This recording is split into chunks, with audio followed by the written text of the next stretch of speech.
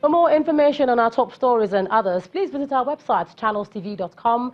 YouTube.com/channelsweb has videos of our shows. Subscribe and watch Channels Television's live stream on YouTube and other social media platforms using your mobile device browser, or download the Channels TV app for Android and iOS devices from their respective stores. Besides giving you access to news updates on the go, the Channels TV and Channels 24 app has an Eyewitness feature that you can use to share pictures, videos, or news of happenings around you. Just install the app, tap and swipe to reveal the menu, and please follow the instructions.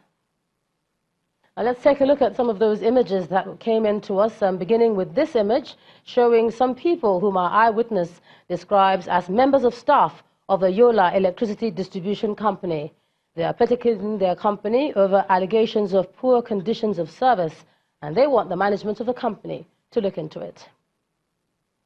Our next image is from Abeokuta, the Ogun State capital. Now the picture shows floods which eyewitnesses say left residents stranded, and he blames the flood on lack of a bridge linking the community and other parts of town. Finally, we have this image from Aguda, Surulere here in Lagos State.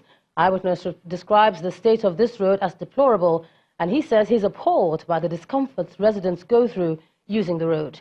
He wants the state government to intervene. Thanks a lot for your pictures, and do send us some more.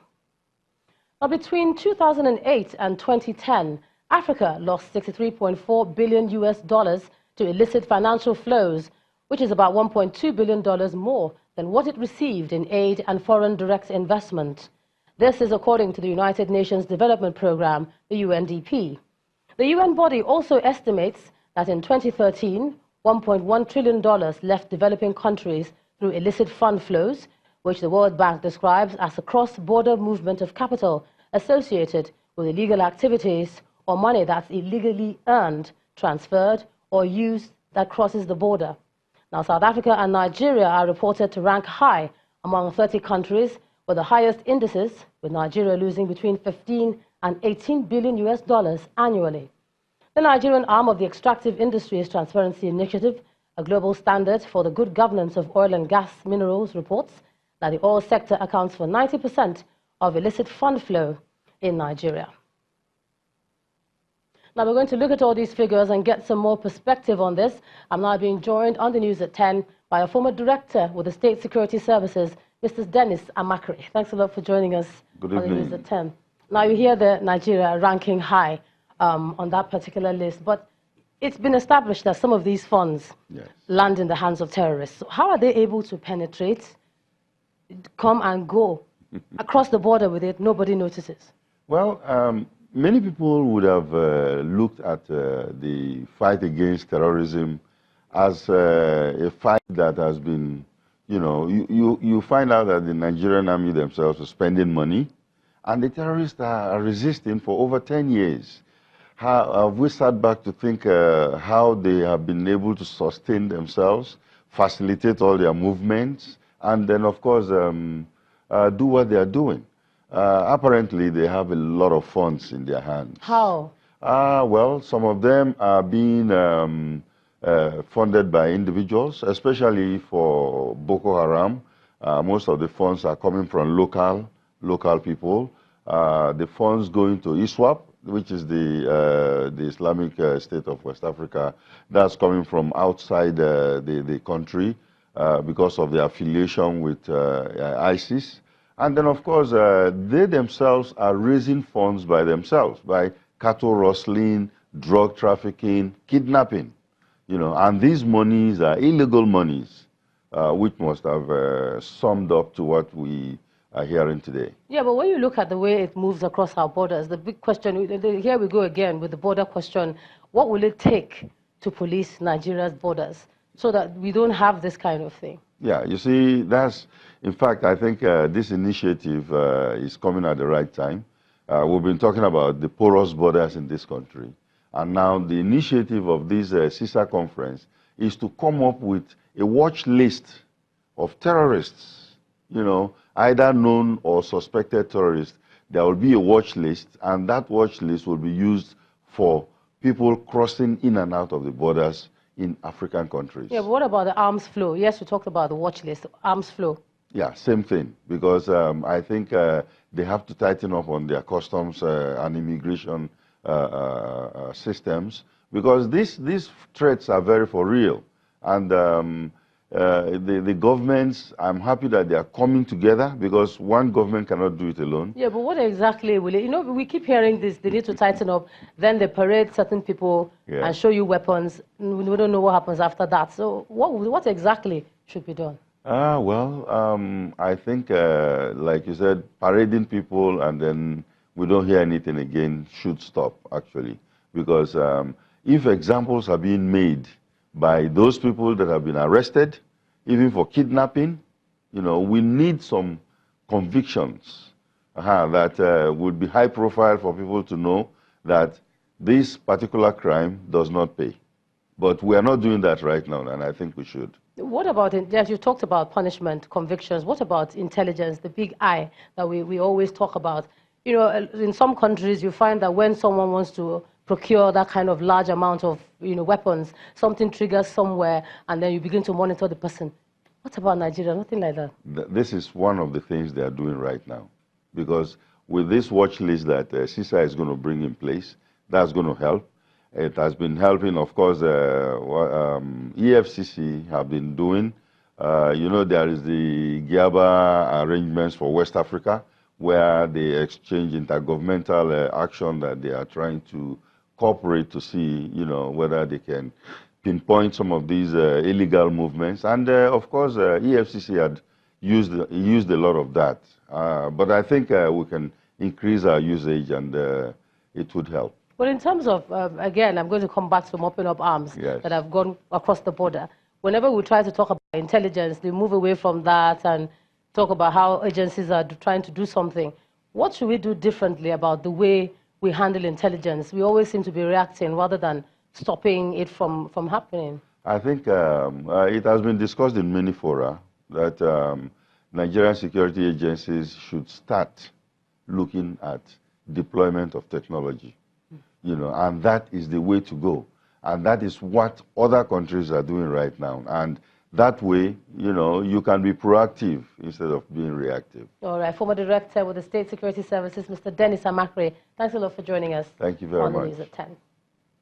Moving on now, and the People's Democratic Party and its presidential candidate, Atiku Abubakar, say they are set to close their case on Friday, July the 19th, following the presentation of documents by the Independent National Electoral Commission.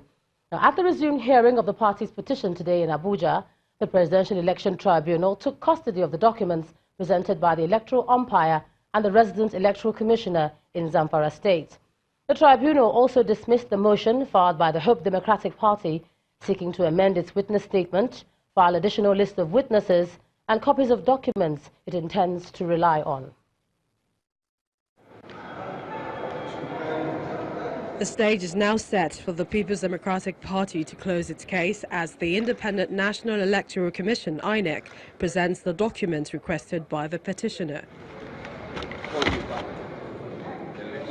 Outside the tribunal, lawyers to the petitioners react to the provision of the documents, just as the counsel to INEC dismisses insinuations that the commission was reluctant to provide them. Within just 24 hours of the making of the order, all the documents that I've been asking for months, they are all here. We are not afraid of tendering documents. In fact, we'll give them, but if they don't follow the procedure, we'll still object. Before the arrival of the documents, the tribunal dismisses an application seeking to withdraw the People's Democratic Party as a party to the petition challenging the outcome of the February 23, 2019 presidential election. Although the lawyer to the party applauds the decision of the tribunal, his counterpart representing the national chairman of the party reaffirms the party's unwillingness to continue with the petition. This application was brought to scuttle the hearing of our petition. And I assured you that based on the ruling the court had earlier given, this application will be struck out. It has been struck out and dismissed. The party is withdrawing from the petition. The law is that you can withdraw a petition at any time. Also struck out at the day's hearing is the petition filed by the presidential candidate of Hope Democratic Party, Mr. Ambrose Owuru, praying the tribunal to declare him president of the Federal Republic of Nigeria based on a referendum the party conducted on the 16th of February 2019. The tribunal held that Mr. Alwara's petition is unknown to law and lacks constitutional backing. The presidential candidate of Hope Democratic Party had in his petition claimed that the failure of INEC to conduct the presidential election on the 16th of February 2019 forced his party to conduct a referendum through which Nigerians elected him as president of Nigeria.